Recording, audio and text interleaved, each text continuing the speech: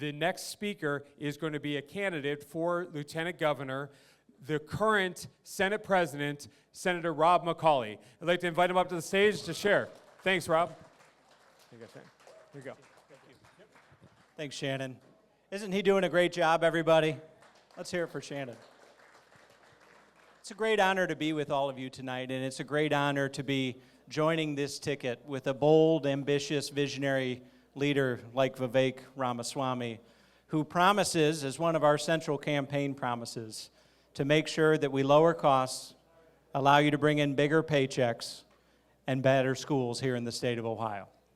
That is our core campaign promise. That's what we plan to deliver for Ohioans in a very expedited fashion when we get the opportunity to serve as governor and lieutenant governor in a Vivek Ramaswamy administration. Now, I want to talk a little bit about the contrast that we have in front of us. The contrast is pretty clear. Amy Acton probably is one of the most consequential leaders that we've had in the state of Ohio, and not in a good way. Not in a good way, I can assure you of that. No leader has led to more learning loss and more economic damage as a public official in the state of Ohio this century than Amy Acton. I think it's safe to say that. You know, I want to tell you a little bit, and I'm sure my good friend Senator Christina Rogner is here as well, and could probably back some of this up. I can tell you a little bit about what the worst decision, the worst vote that I ever took as a member of the Ohio General Assembly. That vote was the vote that I took to confirm the nomination of Amy Acton as the health director in the state of Ohio. It was a monumental mistake, and it was an unmitigated disaster because of all the reasons that I laid out before. Amy Acton, when the time came for her to be part of the solution rather than exacerbating the problem, when the legislature, on behalf of Ohioans all over the state, were asking for her to take the heavy hand of government off our backs, what did Amy Acton do? Amy Acton quit. I want you all to remember that. I want you all to remember that when the time comes. Amy Acton quit on Ohioans, and we can't have her anywhere near the governorship in the state of Ohio. But I'll tell you what we do need here in the state of Ohio. We need a businessman, not a bureaucrat. We need a creator, not a quitter. We need a visionary, not a victim. Ladies and gentlemen, of course, I'm talking about we need Vivek Ramaswamy to be our next governor here in the state of Ohio.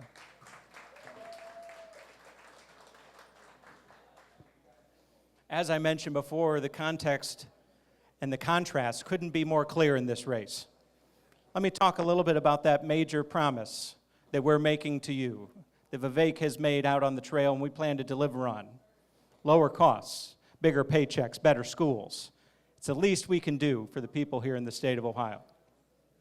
Lowering costs, you have to ask yourself, as we look at the cost of housing going up, as we look at property taxes going up, as we look at the cost of energy going up, you have to ask yourself, who do you trust more to deliver on behalf of Ohioans to lower those costs? Vivek Ramaswamy or Amy Acton? I can tell you, if I'm looking for somebody to lower the cost of housing, I'm looking at the guy who wants to deregulate the housing market, who wants to increase the supply. I'm looking for the guy who wants to make sure that we have more housing, to make sure that the cost of housing goes down so more people can afford homes here in the state of Ohio. In addition to that, central to the premise of trying to make it more affordable to live in Ohio is the concept that more of your money belongs in your pocket and less of it belongs in the government's coffers. Plain and simple. And so as we look at that, we have to talk about property taxes. Part of the home affordability crisis that we have in this state is our broken property tax system. My colleague Christina Rogner and I in the Senate have done a good amount over the last year to address that, but there's more work that needs to be done. Central to the promise of making costs go down here in the state of Ohio is we are pledging, Vivek Ramaswamy is pledging as the next governor, to make property taxes and have the largest property tax rollback in our country's history right here in the state of Ohio.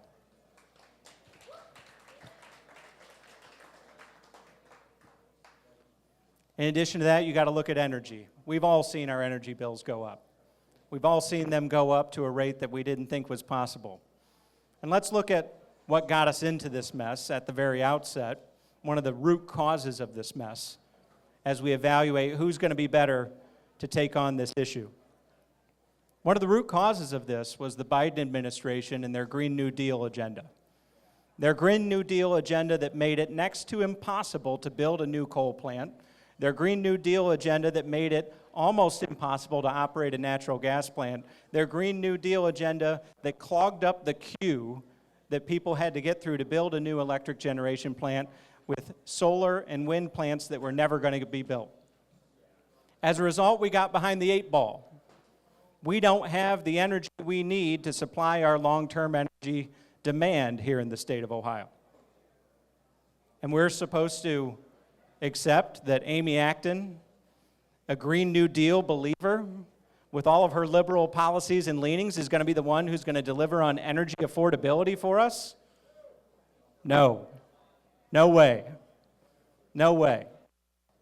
What we need to be supporting is the governor who's going to deliver the results by taking advantage of one of our greatest natural assets, that's the natural gas right beneath our own soil here in the state of Ohio, to create an ongoing supply of energy that we can use not only to supply our existing energy needs, but as an economic development tool that will bring jobs right here to Ohio and make sure once and for all that we here in the state of Ohio take control of our own energy future, and we don't rely on other states, and we certainly don't rely on the federal government to fix the problem for us.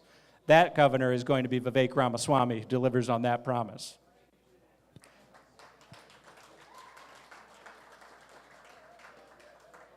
Let's talk a little bit about bigger paychecks. One of the things that we've realized in this economy, and one of the things that Vivek has been pretty strong about, is the fact that we have a variety of ways now more than we've had in the last several decades, for people to make a good living, to live the American dream here in the state of Ohio. We look at our building trades, and for years, even when I graduated high school, there was a certain stigma associated with an awful lot of that if you went to a vocational school. Now I got news for you. Some of those people are laughing all the way to the bank, and it's good for them. We need to lean into that. They are not trades. They're not just simple jobs. Those are professions, and we need to treat them with that dignity that they deserve, and we need to invest in making sure that more Ohioans can go through that pathway, get a graduate, get that degree, get that certification that they need to be able to make a living and raise a family here in the state of Ohio. That's one of the things we're going to do. When you look at economic development, that's another element of bigger paychecks here in the state of Ohio. I ask you this bluntly. If you had to choose between Amy Acton or Vivek Ramaswamy as to who to put in a room with a decision maker from a major company who wants to invest sometimes hundreds of millions or billions of dollars in the state of Ohio, who are you putting in that room? We're putting Vivek Ramaswamy in that room. We're not putting the woman in that room who locked down our entire economy and caused businesses to close their doors. Vivek Ramaswamy has walked that walk. He can talk that talk. He will bring that investment to the state of Ohio. And finally, as we talk on bigger paychecks, again, remember what I said earlier.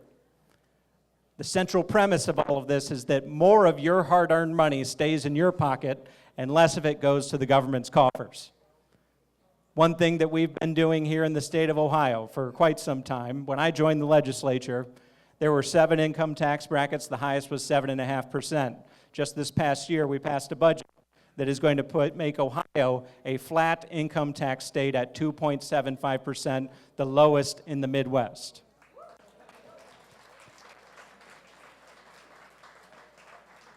But you see, with Vivek Ramaswamy, we're not done yet. Our work is not finished on the income tax because as we look all over the state, all over the country, we see states with zero income tax seeing the most economic growth. We see them gaining the most population. We see those states doing well. Why not us? Why not Ohio? Why can't we do that? And I promise you that we are going to have a plan at the very outset to take Ohio to a zero income tax state very quickly in the Ramaswamy administration.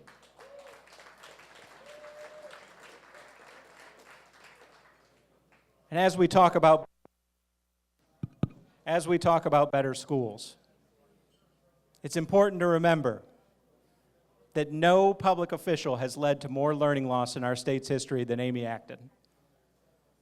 And are we really going to trust that the woman who said kids had to be out of school in some cases for up to a year, some of them not even logging into their virtual online learning options for that entire year? Are we really going to trust that she has the best interests of students in mind when the history would dictate otherwise?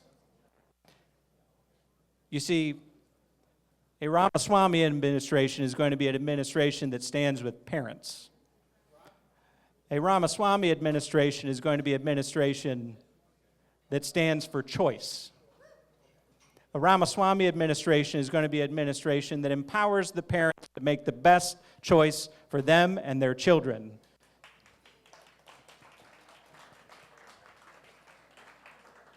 You see, competition creates innovation, it lowers costs, and competition ensures that we get the best product for our dollar here in the state of Ohio.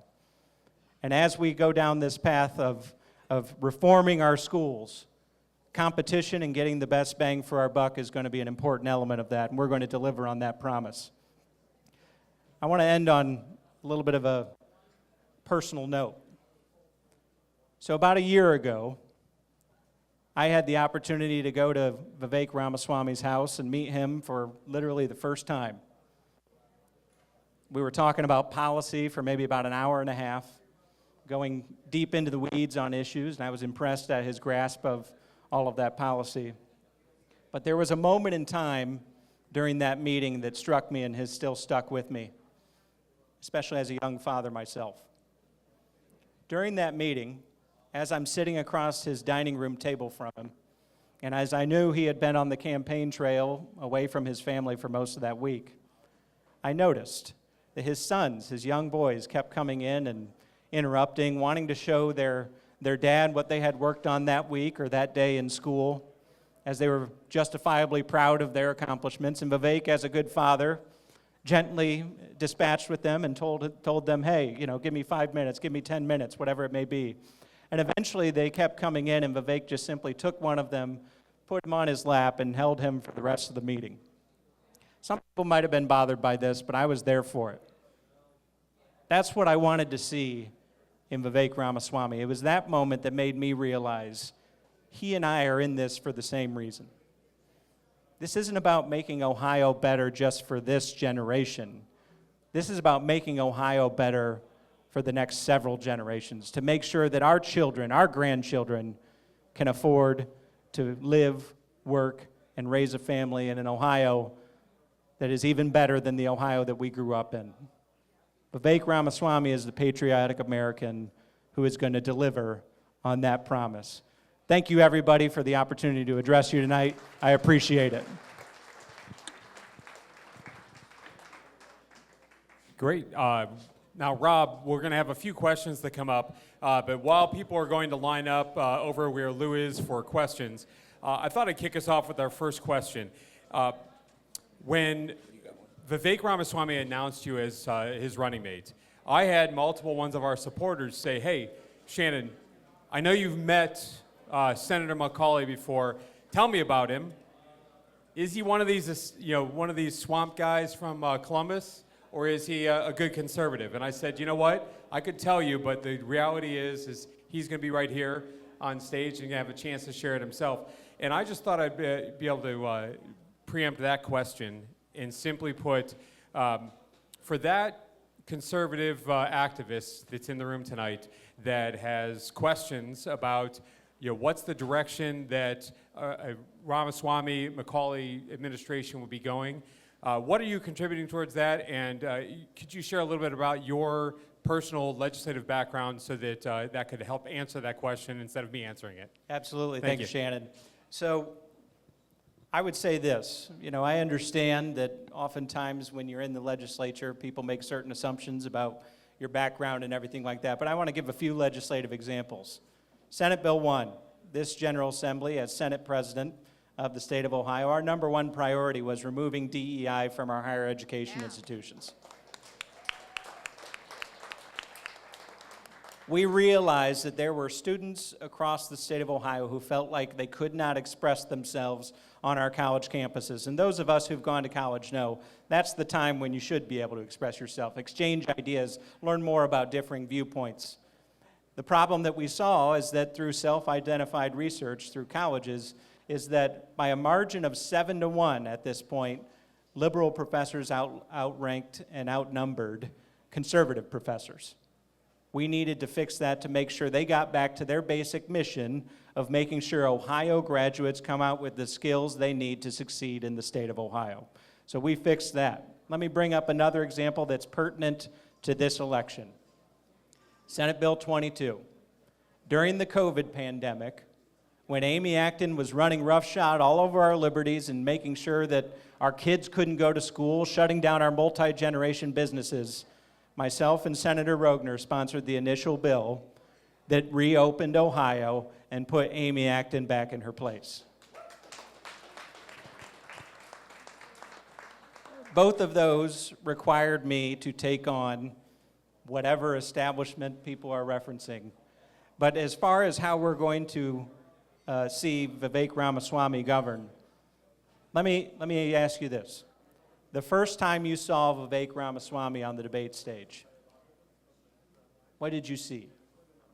You saw someone who was not unwilling to challenge the status quo, not unwilling to flip over a table, not unwilling to question the establishment, somebody who was willing to challenge that status quo because it was the right thing to do, maybe even not the popular thing to do.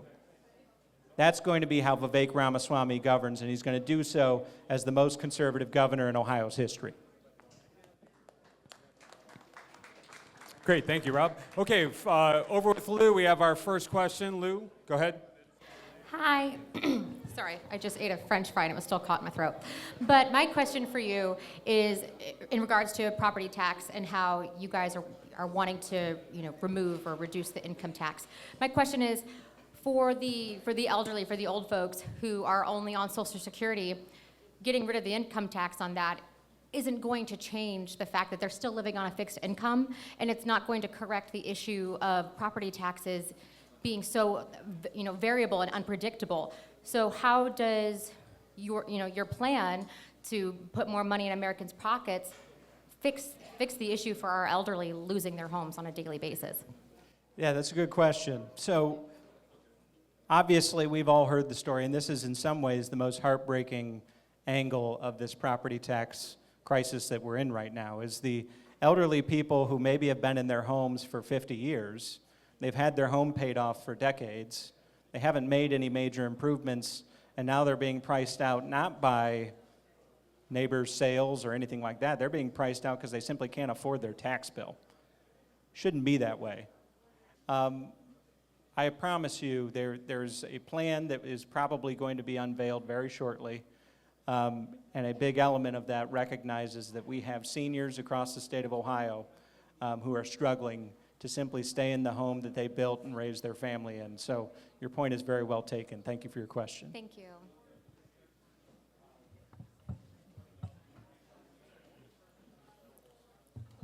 Okay, I'm kind of wondering, why are you saying that Amy Acton quit as if it's a bad thing? Because I remember that as a great day. That's actually true. It was a great day that she quit. But at the same time, I think it's revealing of a character trait that we saw.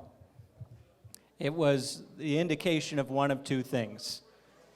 Either she couldn't handle the pressure to make decisions that are going to impact the daily lives of Ohioans, or she couldn't fathom taking the heavy hand of government off of all of our shoulders.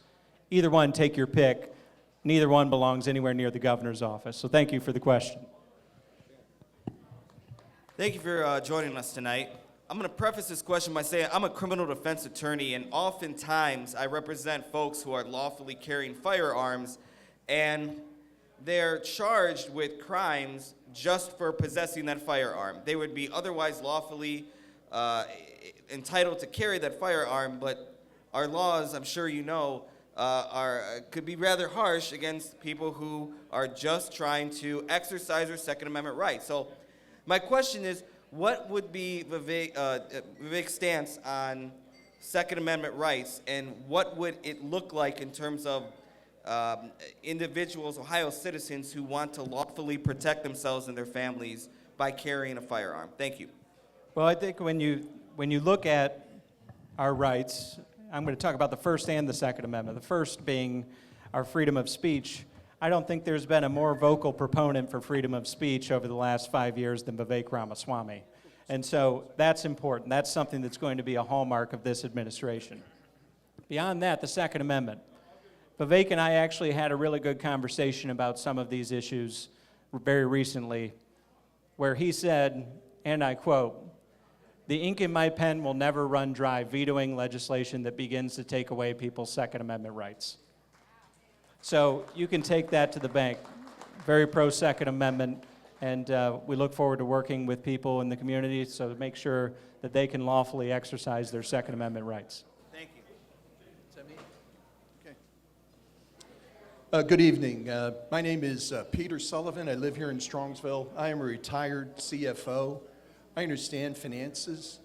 I understand that you get less of whatever you tax. In that regard, lowering income taxes, lowering property taxes are all music to our ears.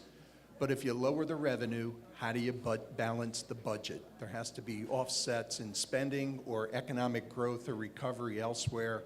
And when I hear lower taxes, I'm all in favor of it, but I don't understand the other side of the expense side of the income statement and how you balance the budget. And thank you for being here tonight. Yeah, thank you for your question. We get this question a lot of times with the income tax down in Columbus. Way back when we had 7 brackets and it was 7.5%, people said, how can you possibly fund state government if you start eliminating brackets or lowering the rate? The truth of the matter is we're at 2.75% single bracket now, and our income tax revenue has remained largely the same, despite the fact that we've eliminated these brackets and we lowered the marginal income tax rates. So it can be done, but it requires fiscal discipline and restraint. You are correct on that. And so I feel pretty confident in saying the guy who conceptualized DOGE is going to bring that process right here to the state of Ohio and make Ohio government work better for the taxpayers of the state of Ohio. Thank you for the question.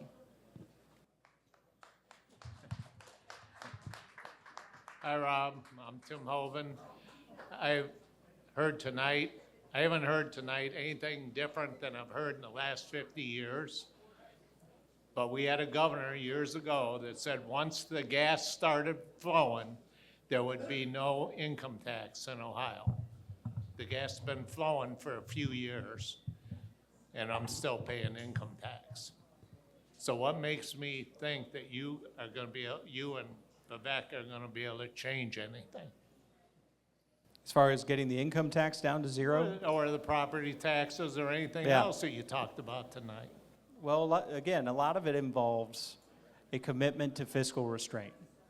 And I can tell you, the point I believe I might have made earlier when I was talking with somebody is there are a lot more things you can get done when you have the same approach from a governor fiscally as to the legislature.